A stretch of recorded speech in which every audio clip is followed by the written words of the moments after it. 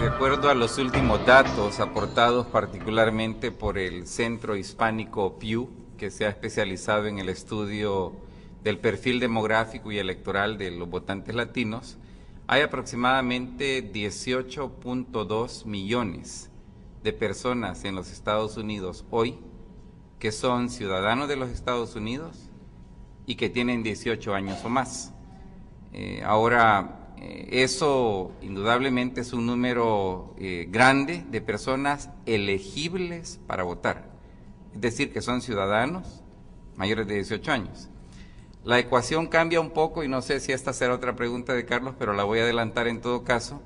Cuando hablamos de cuánto de ese universo son ciudadanos debidamente empadronados, pues el número se nos hace más pequeño. Estamos hablando de aproximadamente 12 millones de personas que están empadronados, ¿ok? Y luego, cuando hablamos de qué porcentaje de los empadronados realmente van a ejercer el derecho al voto, pues también el número se nos hace más chico. En este momento, las apuestas más ambiciosas que hacen organizaciones como NALEO, la Asociación Nacional de Oficiales Electos y Designados, o el proyecto de movilización y educación electoral de Texas, apuntan de que en el mejor de los casos se está hablando de alcanzar la meta de movilizar 10 millones de votantes de origen latino en la elección de noviembre de este año. Sí, la mayoría de latinos todavía se registran o se identifican más con el Partido Demócrata que con el Partido Republicano. En encuestas, también la misma que mencionaba Oscar de el Pew Hispanic Institute Center, el Centro Hispano Pew, indican que los latinos todavía creen que el Partido Demócrata representa más sus intereses. Entonces, es interesante porque 57% de los que están registrados para votar están registrados como demócratas. El 23% están registrados como republicanos y los indecisos o los independientes son el 24%. Entonces, en estas elecciones que van a ser muy peleadas, ese 23% representa un factor muy importante, especialmente, como se mencionó anteriormente, en los estados donde va a ser más cercana esa disputa del voto y precisamente del voto latino, como son Nevada, Florida con el 14%, Nevada con el 12%, Colorado con el 12% y Nuevo México con el 37%.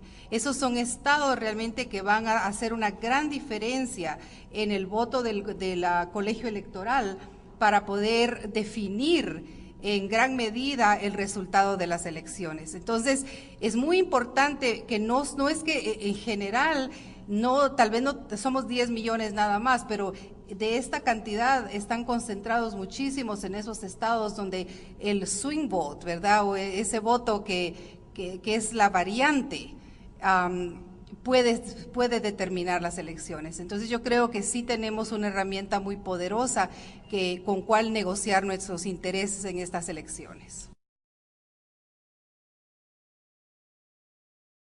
Ahora, por eso dije yo que te estás adelantando un poco con tu pregunta.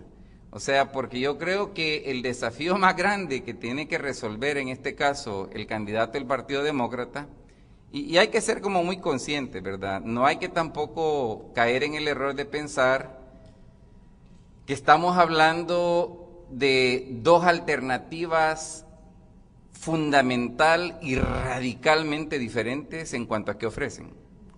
Luis decía esta mañana muy acertadamente, yo comparto ese análisis, de que con frecuencia a los votantes en Estados Unidos se nos presentan muy comúnmente dos opciones.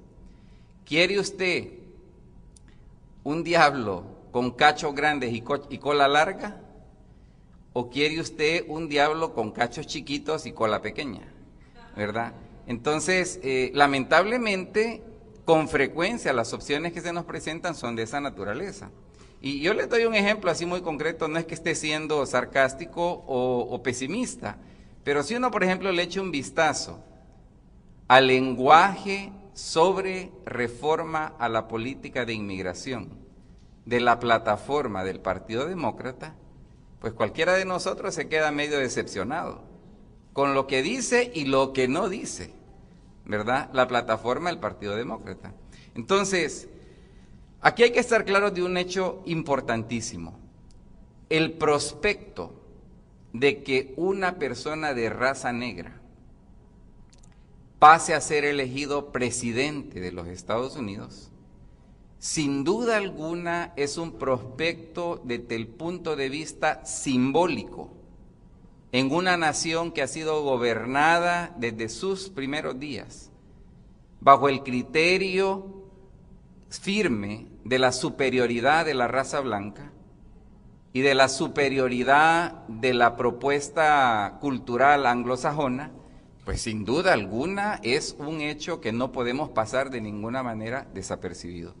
Porque los hitos que se van a romper, o sea, las premisas que se van a alterar a razón de un cambio de esa naturaleza son francamente de gran proporción e inimaginables, francamente, en cuanto a consecuencia.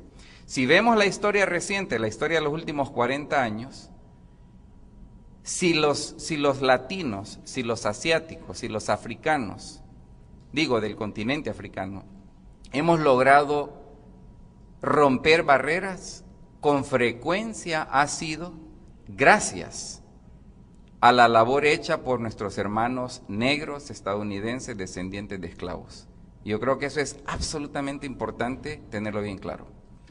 Yo parto de este postulado. Esta nación se fundó con los eslabones de un fundamento de racismo, etnocentrismo, y todavía perdura. Cuando suceden fenómenos como lo que está sucediendo, el fenómeno Obama, que para mí no es nada nuevo, tal vez en la posición presidencial, pero ya no tiene un saborcito. O sea, nosotros vimos a Colin Powell, vemos a Condoleezza Rice, vimos a un Alberto González, que es una vergüenza para nosotros como latinoamericanos. O sea, cuando usted ve esto, hay otra cosa que surge. Hay una clase dominante aquí en este país que puede escoger mujeres, puede escoger negros, puede escoger gente latina, siempre y cuando muevan la agenda de la clase dominante. O sea, Obama está donde está porque no es una amenaza a la agenda de la clase dominante aquí en Estados Unidos. Y por eso es bienvenido.